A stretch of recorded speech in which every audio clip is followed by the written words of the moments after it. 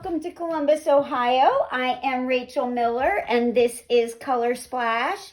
Just doing a couple of black hole blowouts today. And I just did one really lovely one.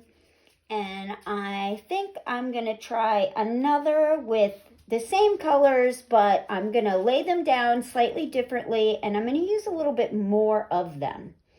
So I am starting with my Payne's Gray.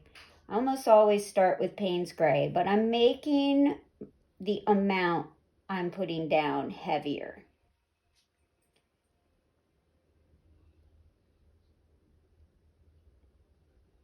Let's see.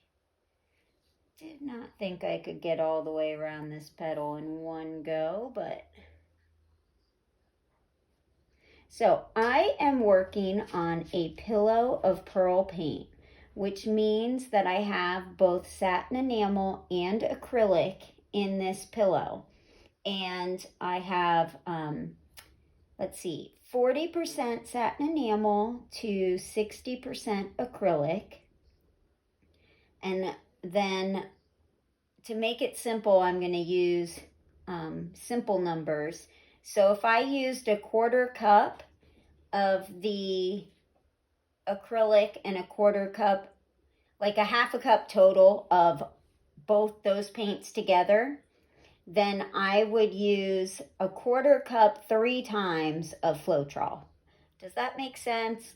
I don't really know how to explain my method very easily because it is complicated. And then I thin it out with a little bit of Liquitex pouring medium, but I don't go heavy on that. So one of these days, I make it slightly differently every time. So one of these days, I'm just going to have to video myself doing it. But I think the key is that there's a 60-40 ratio of the satin enamel to the acrylic, and everything else can be sort of finagled. It's not as important, just to your liking. So that was Payne's Gray by Arteza, and now I am putting down Neutral Gray by Amsterdam. And I can warn you guys now that the dogs are likely all gonna bark soon when my other half comes walking through the door from going to the bank. We have a little bit of time yet, but that is bound to happen, and I apologize in advance. Now I am laying down one of the most important colors that I use, titanium buff. And I always say it's important because it is what gives the pearls such a 3D look to them. That and the neutral gray do, honestly. It creates a lot of highlights and lowlights in the pearls and gives them a really cool look. So let's see. I think I am going to come in with my Brilliant Blue by Amsterdam. I love this color. I think this is one of the prettiest colors. I really wish I had started using it a lot sooner. I don't know why this color was something that did not interest me before, but I absolutely adore it now. Definitely a favorite. And then I think it pairs really well with this King's Blue color. It's kind of like a gray version of Brilliant Blue. It's also by Amsterdam. It just reminds me of Brilliant Blue if they put a little bit of gray in it. So I think they are a nice complement to each other. And now I am going, well, actually, let's see here. I'm going to add a little bit of my Prussian blue. I'm going to go fairly reasonably light on it.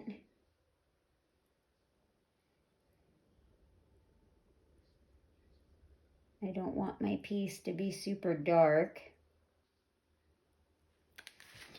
And then I think I'm going to add a little bit of Sky Blue by Amsterdam.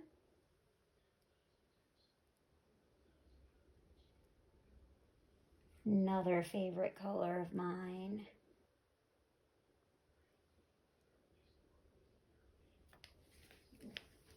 And then definitely the turquoise green. That is critical.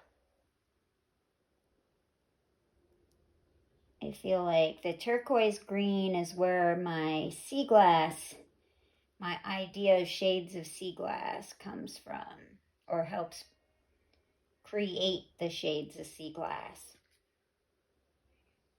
Sorry, I'm mumbling at this point.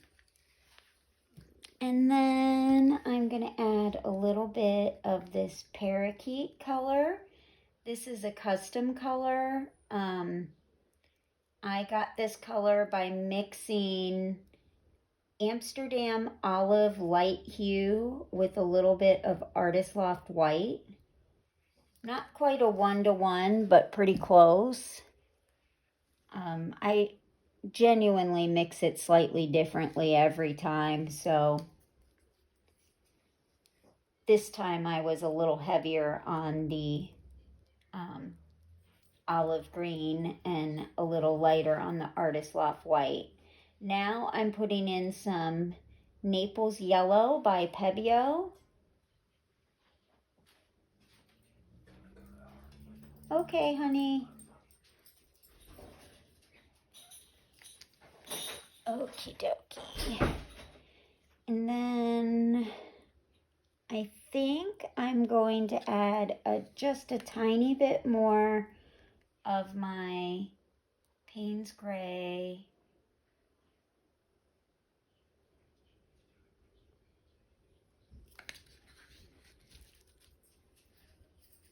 I'm going to try something sort of unusual and put a little bit of the titanium buff on the outside of my little flower.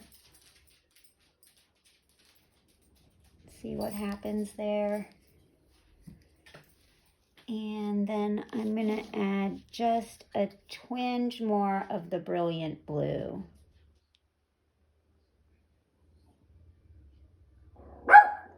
Oh, you tell him, Maverick. That's my 4-pound Yorkie. And he rules the roost, believe it. And then this color is Iridescent Copper by Pebeo. I'm just kind of putting some dots of it down. I love this color, but I am almost totally out of it, so that will have to be enough. So now I'm going to just grab my cell activator, and I'm going to make a good lake of it here in the center. This is, after all, a black hole blowout, and got to have a black hole in order to do a black hole blowout.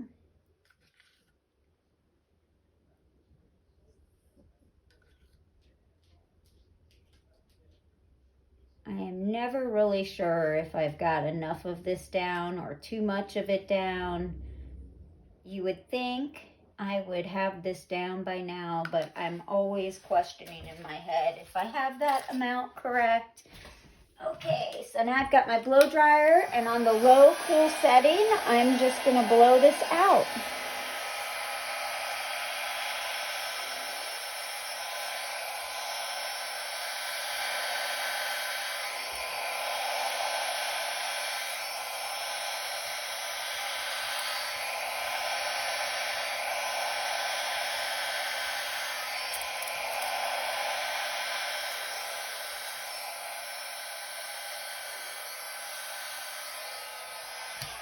Oh my gosh. Okay, I know the center is really dark, but I have the feeling this piece is going to be one of my most favorite ever. The colors I'm seeing already are gorgeous, gorgeous, gorgeous. Okay, I don't want to get too excited before I have an end result, but I am telling you, This is already looking sensational. So what I'm going to do is grab my clean paper towel and my shish kebab skewer, and I am going to start to close this black hole in as quickly as I can. All I'm going to do is dip it in through the cell activator and sort of scratch a tiny bit at the bottom of the tile. And all I am simply doing is creating like a little tunnel, a little pathway, so that the paint that is trapped underneath that cell activator has a place where it can rise to the top and create a pearl cell. Because there's tons and tons of paint trapped underneath that black cell activator. And all I'm doing is, like I said, giving it a pathway to the surface. I think my cell activator is a little bit thick, but I'm still hoping I will have a good result here. Wow, that one just burst to the surface.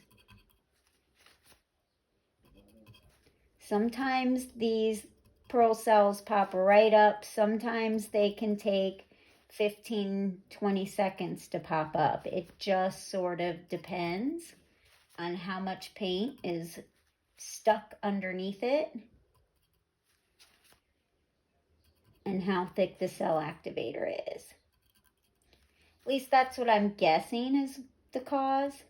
Ooh, I've got some gorgeous cells popping up just on their own. Oh my gosh, guys, I am super excited about this piece. This one is going to be special. I know it. I can already hear people in my family fighting over who gets to claim this one. I just have no room to keep my art. So inevitably, I end up giving it away. Which sucks because I'd love to be able to keep pieces. But I feel like I've kept so many of them that I've run out of room.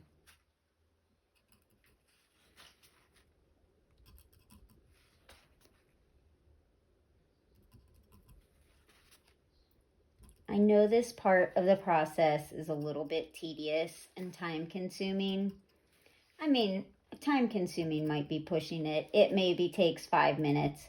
In a video, I'm sure it seems really lengthy and boring, but it really doesn't take very long, and it is super fun to see what emerges when you put your skewer through the cell activator. It's super satisfying, at least I think it is. I'm going to flip my skewer over and use the fat part of the skewer. It will help to remove some of this excess cell activator. And it also will create a little bit of a vacuum and help pull some of the paint from underneath up to the surface. It is definitely something you have to be very careful doing. You can ruin your piece if you don't take it real easy with the backside of the skewer. Once you get a feel for it, you'll be okay, but the first time you try it, go real easy with it. It's really a useful tool when you're getting towards the center of a piece and your pearls aren't wanting to come forth so easily. I'm sort of torn as to whether or not I should let these little pearls continue to grow or try to fill in these gaps. I'm just gonna scratch with this side of the skewer and see if anything else comes up.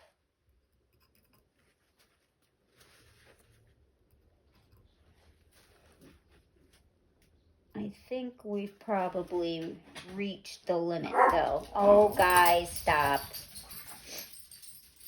Maverick, it's probably just your dad. Oh my gosh. Oh my gosh. Okay, guys, I'm going to take you in to see this in just a second. But let me tell you, it is so gorgeous. I am so excited. This is definitely prettier than the one I made before it. Oh my goodness. And the lacing is like unbelievable on this piece. Here we go. Look at this gorgeous piece.